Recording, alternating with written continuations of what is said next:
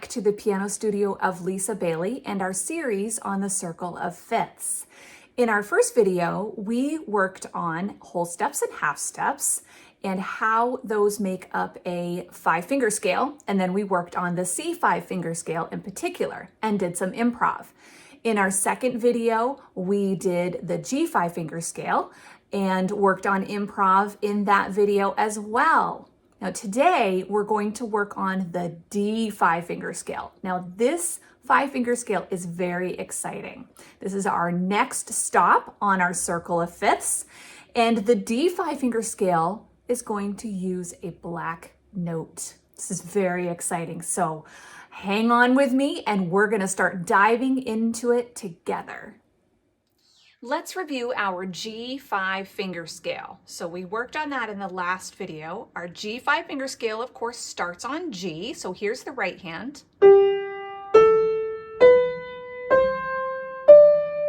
So there's the right hand, here's the left hand.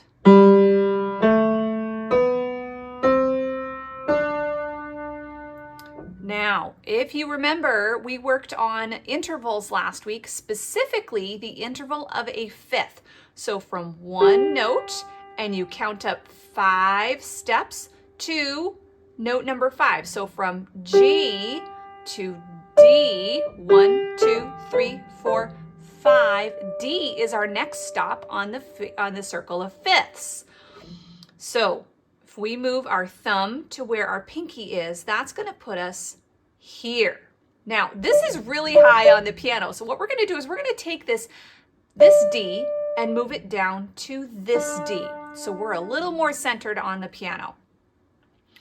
Before we get too far playing the D 5-finger scale, we have to look at our half steps and our whole steps. So remember, a half step is from one note to the very next note, whether it's black or white, and a whole step is 2 half steps put together. So half step and then another half step. So there's a whole step. And our pattern for a 5-finger scale is whole step, half step, whole step. All right, so let's see if we can figure out what the notes are going to be for our D 5-finger scale. So here's our first note. We start on D, and then we need a whole step. So here we go, whole step. Now look, this is a half step here. So we actually need a whole step here. So look, we're gonna be on F sharp. That's what this black note is, F sharp. Then we need a half step. So look, we're gonna go back to our white keys, and then we need a whole step for the last note. So we're gonna go D, E, F sharp, G, A. So we are completely skipping this F. We're using an F sharp instead. The other thing that I want to point out is when you are using black keys, you want to slide your fingers into the keys just a little bit more. So see how my finger 2 is further up instead of being back here for all white keys. When we start using black keys, we want to be moved into the black keys just a little bit.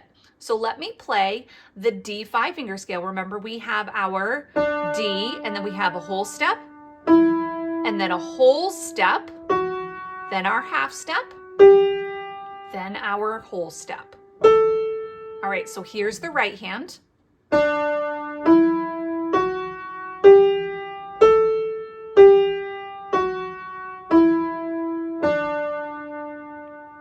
And let's get your left hand in the same spot with D under finger 5. All right, so for your left hand, we're going to do the same thing. Let's figure out our whole steps and half steps. So we have a whole step first. And then look, here's where we need our whole step onto a black key. And then our half step. And then our last whole step. So here's how the left hand goes.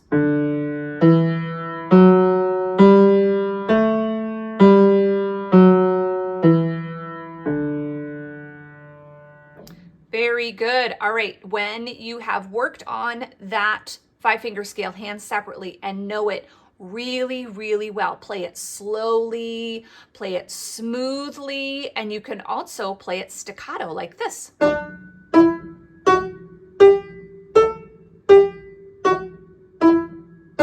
That's always a fun one to practice. Once you have that mastered with hands separately, let's try out hands together. So we start with the D.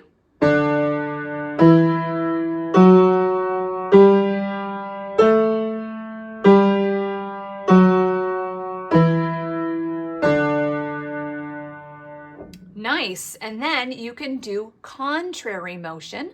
Remember, contrary motion means moving in the opposite direction. So we'll start with finger 1.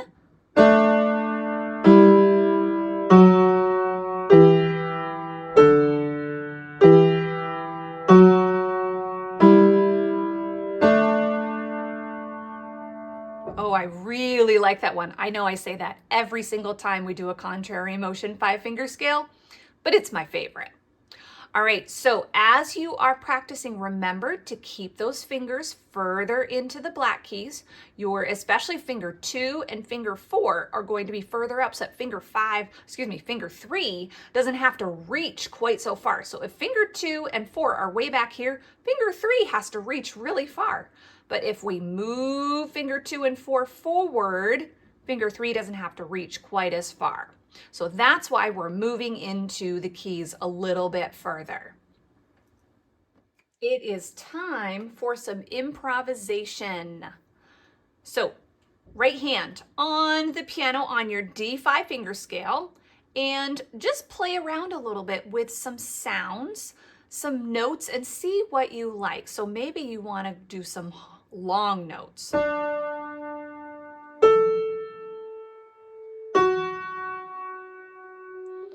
Or you could try repeated notes.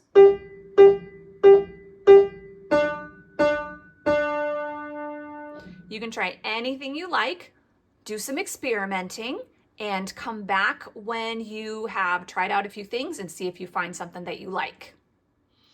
Let's do improv together. So I have an accompaniment for the D5 finger scale improvisation.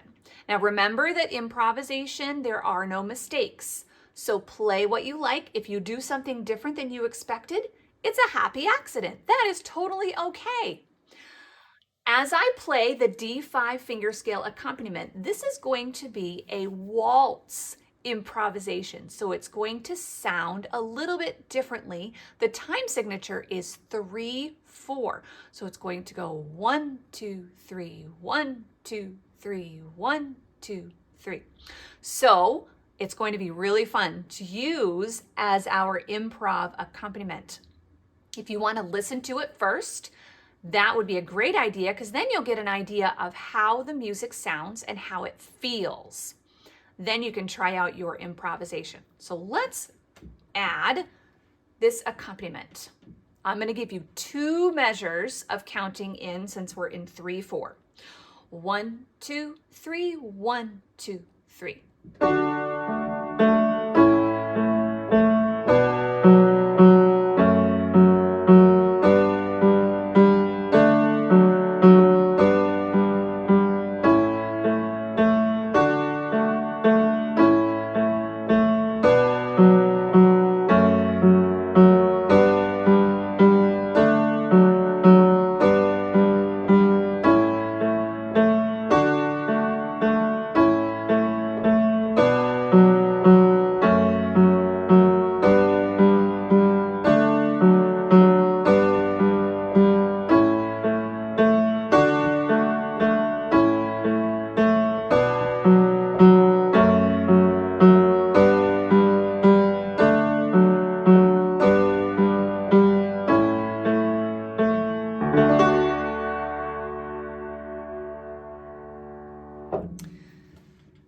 You might recognize that a little bit. It is the same chords as Pachelbel's Canon in D.